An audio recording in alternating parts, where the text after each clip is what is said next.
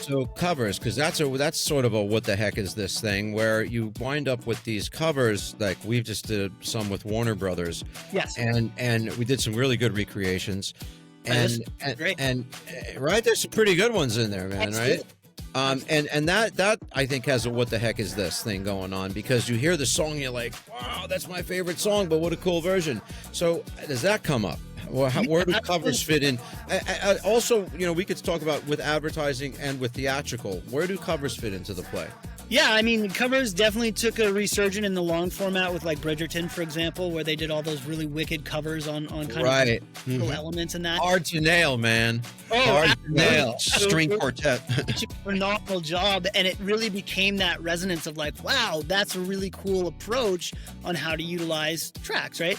The other thing is budgetary reasons. It's usually cheaper to have somebody cover a song than use the original recording of it, because they're not that mega artist, right? So there's that as well. There's that element that plays into it. There's reimagining tracks. So okay, we want this rock song, but we want it totally slowed down on a piano.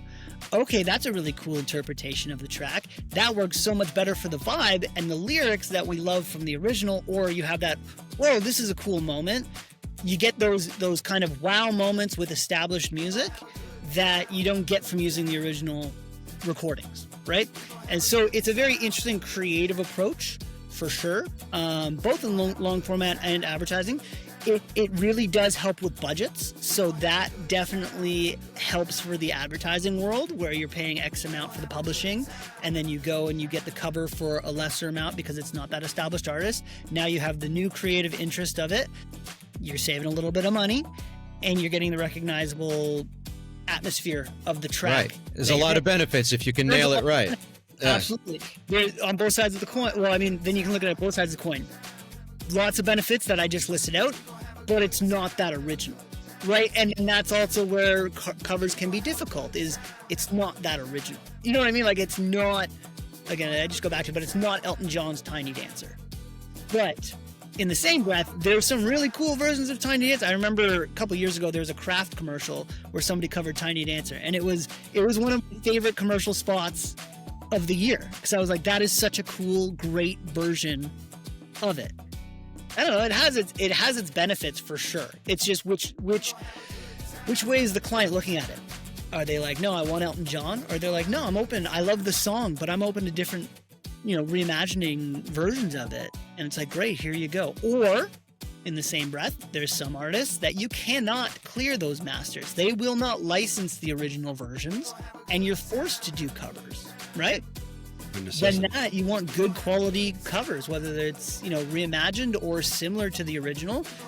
You can don't step on the toes of the original and try to emulate the original, but doing it in your own way of like, oh, that's kind of, just comes to mind, Beatles-esque, but the original masters are very difficult to clear. That's just, I think anybody knows that or can imagine that. So, yeah. In your sort of massive record collection or song collection, how many of the tracks in there do you sort of keep, like how you just mentioned that cover of the Elton John track, you still remember it, it's still stuck in your head. Absolutely. How many tracks are in, like, how you go through the 700 for the movie? Yeah. How many of those, like, do you put aside and say, man, I don't know where this one's getting used, but it's going in the special pile because it's going to get usually a handful from kind of each pitch. I kind of have this, like, growing, like, someday folders that I'm like, they've made an impact on me. Absolutely, that does exist. It's just, again, it's finding the right project, finding the right budget to make sure that I could, get those across the line. But creatively, I mean, there's a lot of great stuff out there. Like, I'm very fortunate that very rarely is there stuff pitched to me that I'm just like, ugh, no. Usually it's like, oh, this all has, everybody knows what they're doing with their catalog, and everybody's well aware of kind of what's going on. And, 99% of the time, the pitches I get in for a brief are on point. They're not like, like you get the odd curveball, but I'm like, oh, that's interesting. I see why they pitched a curveball, because it's good. It just may not work for this project, but it's something that's totally off brief that they pitched to me. And I'm like, great, I'll square that away for later, because this is some good stuff.